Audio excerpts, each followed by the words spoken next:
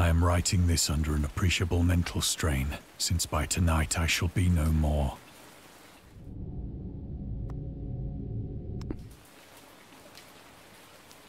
Penniless, and at the end of my supply of the drug which alone makes life endurable, I can bear the torture no longer, and shall cast myself from this garret window into the squalid street below.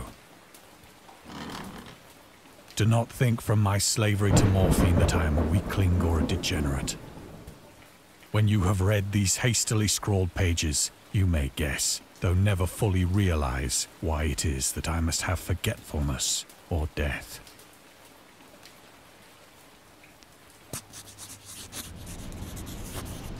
It was in one of the most open and least frequented parts of the broad Pacific that the packet of which I was supercargo fell a victim to the German sea raider.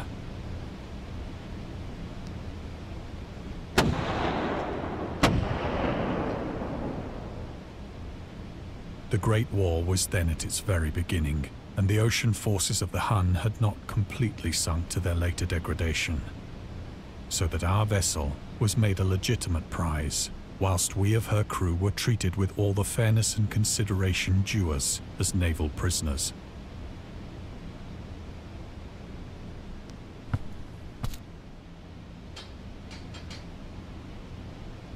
So liberal, indeed, was the discipline of our captors, that 5 days after we were taken, I managed to escape alone in a small boat with water and provisions for a good length of time.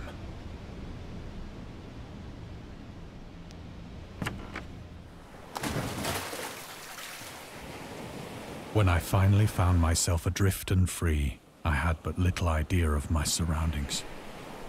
Never a competent navigator, I could only guess vaguely by the sun and stars that I was somewhat south of the equator. Of the longitude, I knew nothing, and no island or coastline was in sight.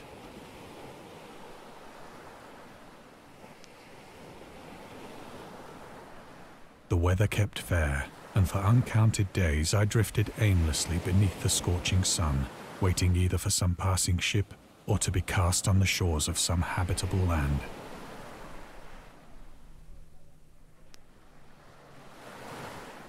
But neither ship nor land appeared, and I began to despair in my solitude upon the heaving vastness of unbroken blue. The change happened whilst I slept. Its details I shall never know, for my slumber, though troubled and dream-infested, was continuous.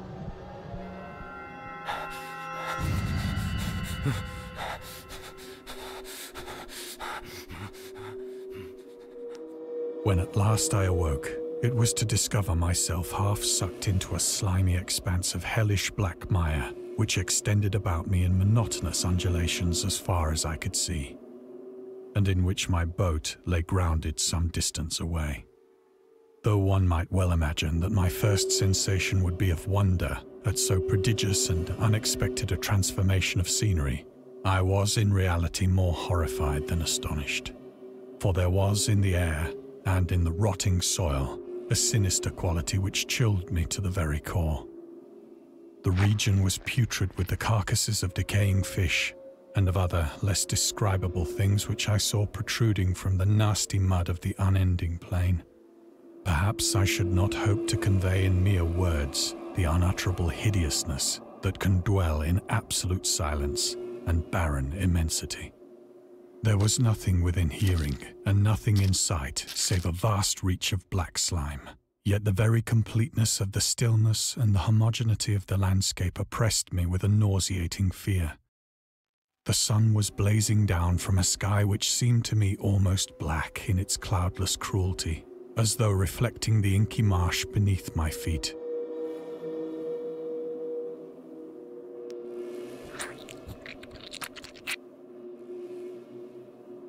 As I crawled into the stranded boat, I realized that only one theory could explain my position.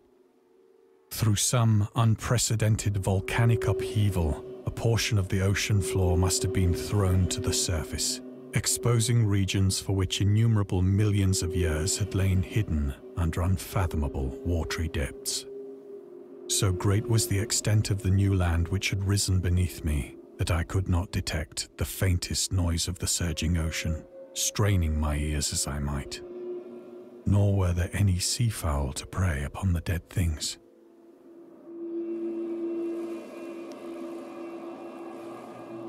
For several hours I sat thinking or brooding in the boat, which lay upon its side and afforded a slight shade as the sun moved across the heavens. As the day progressed, the ground lost some of its stickiness and seemed likely to dry sufficiently for traveling purposes in a short time. That night I slept but little, and the next day I made for myself a pack containing food and water, preparatory to an overland journey in search of the vanished sea and possible rescue.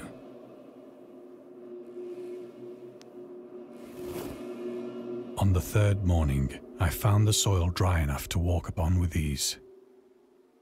The odor of the fish was maddening, but I was too much concerned with graver things to mind so slight an evil, and set out boldly for an unknown goal.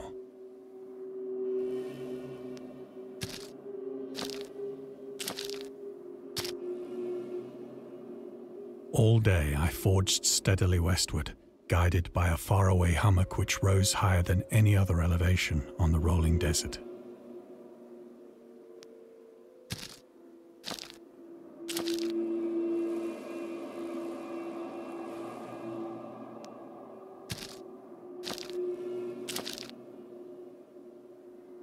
That night I encamped, and on the following day still travelled toward the hummock, though that object seemed scarcely nearer than when I had first espied it.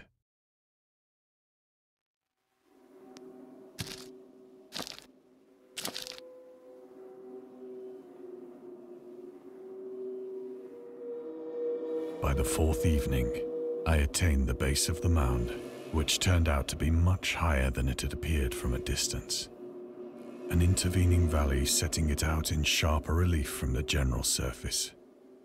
Too weary to ascend, I slept in the shadow of the hill. I know not why my dreams were so wild that night, but ere the waning and fantastically gibbous moon had risen far above the eastern plain, I was awake in a cold perspiration, determined to sleep no more. Such visions as I had experienced were too much for me to endure again. And in the glow of the moon I saw how unwise I had been to travel by day. Without the glare of the parching sun, my journey would have cost me less energy. Indeed, I now felt quite able to perform the ascent which had deterred me at sunset. Picking up my pack, I started for the crest of the eminence. I have said that the unbroken monotony of the rolling plain was a source of vague horror to me, but I think my horror was greater when I gained the summit of the mound and looked down the other side into an immeasurable pit or canyon, whose black recesses the moon had not yet soared high enough to illumine. I felt myself on the edge of the world, peering over the rim into a fathomless chaos of eternal night. Through my terror ran curious reminiscences of Paradise Lost, and of Satan's hideous climb through the unfashioned realms of darkness. As the moon climbed higher in the sky, I began to see that the slopes of the valley were not quite so perpendicular as I had imagined. Ledges and outcroppings of rock afforded fairly easy footholds for a descent, whilst after a drop of only a few hundred feet, the declivity became very gradual.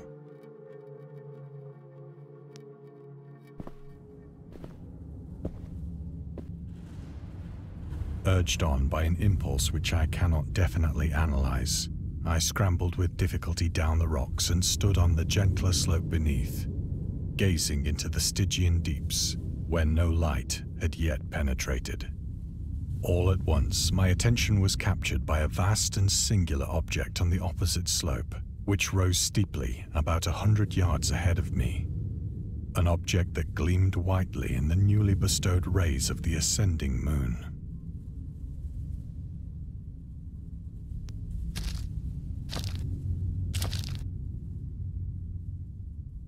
that it was merely a gigantic piece of stone, I soon assured myself.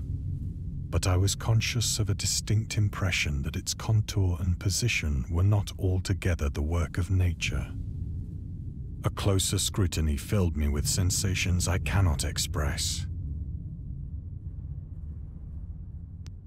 For despite its enormous magnitude and its position in an abyss which had yawned at the bottom of the sea since the world was young, I perceived beyond a doubt that the strange object was a well-shaped monolith, whose massive bulk had known the workmanship and perhaps the worship of living and thinking creatures.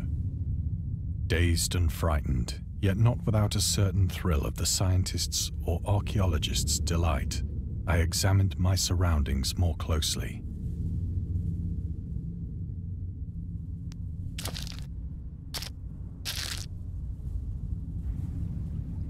The moon, now near the zenith, shone weirdly and vividly above the towering steeps that hemmed in the chasm, and revealed the fact that a far-flung body of water flowed at the bottom, winding out of sight in both directions and almost lapping my feet as I stood on the slope.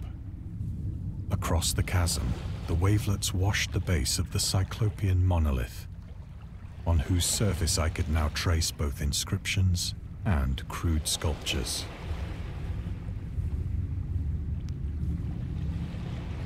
The writing was in a system of hieroglyphics unknown to me and unlike anything I had ever seen in books, consisting for the most part of conventionalized aquatic symbols such as fishes, eels, octopi, crustaceans, mollusks, whales, and the like.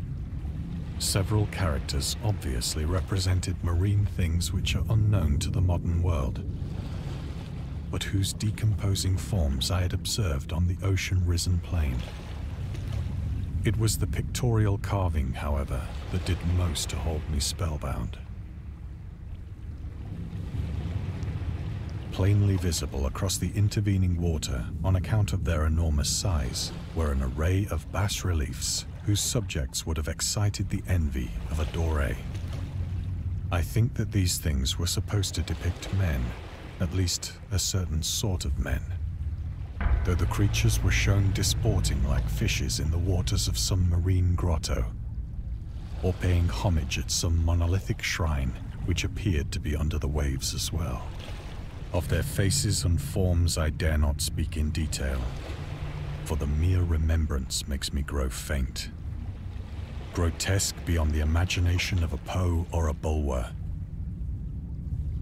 They were damnably human in general outline, despite webbed hands and feet, shockingly wide and flabby lips, glassy, bulging eyes, and other features less pleasant to recall.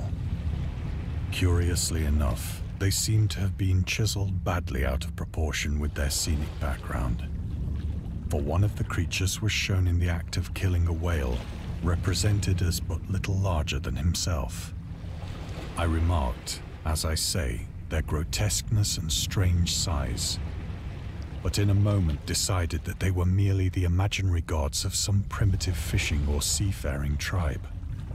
Some tribe whose last descendant had perished eras before the first ancestor of the Piltdown or Neanderthal man was born. Awestruck at this unexpected glimpse into a past beyond the conception of the most daring anthropologist, I stood musing whilst the moon cast queer reflections on the silent channel before me. Then, suddenly, I saw it. With only a slight churning to mark its rise to the surface, the thing slid into view above the dark waters.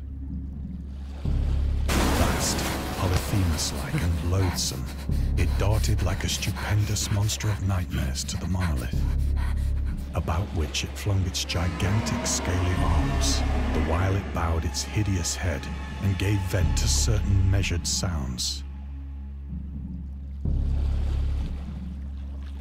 I think I went mad then. Of my frantic ascent of the slope and cliff, and of my delirious journey back to the stranded boat, I remember little.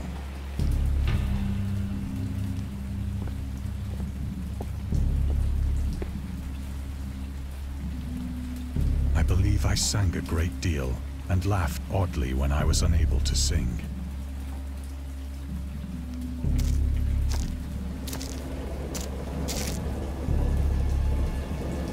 I have indistinct recollections of a great storm sometime after I reached the boat. At any rate, I know that I heard pearls of thunder and other tones which nature utters only in her wildest moods.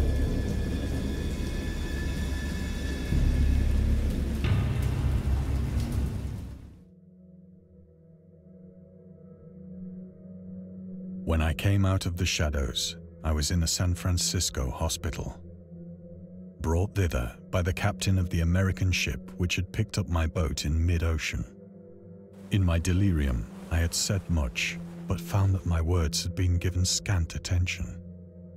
Of any land upheaval in the Pacific, my rescuers knew nothing, nor did I deem it necessary to insist upon a thing which I knew they could not believe.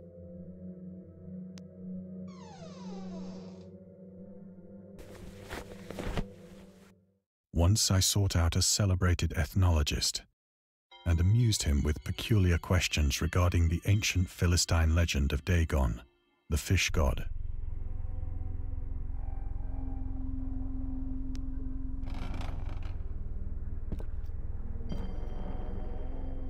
But soon perceiving that he was hopelessly conventional, I did not press my inquiries.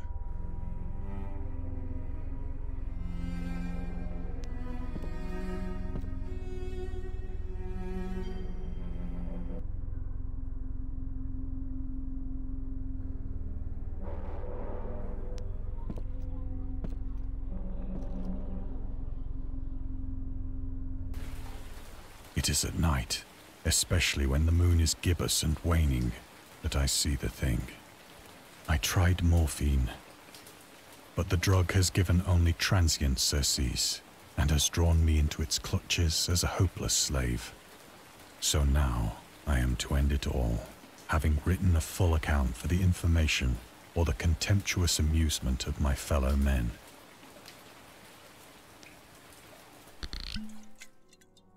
Often, I ask myself if it could not all have been a pure phantasm, a mere freak of fever as I lay sun-stricken and raving in the open boat after my escape from the German man-of-war. This I ask myself, but ever does there come before me a hideously vivid vision in reply. I cannot think of the deep sea without shuddering at the nameless things that may at this very moment be crawling and floundering on its slimy bed, worshipping their ancient stone idols and carving their own detestable likenesses on submarine obelisks of water-soaked granite. I dream of a day when they may rise above the billows to drag down into their reeking talons the remnants of puny, war-exhausted mankind. Of a day when the land shall sink and the dark ocean shall ascend amidst universal pandemonium.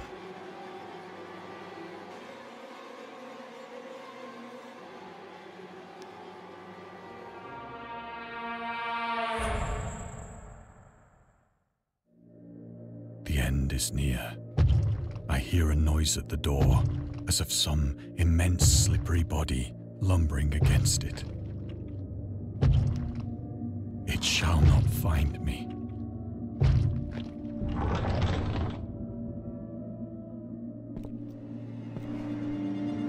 God, that hand!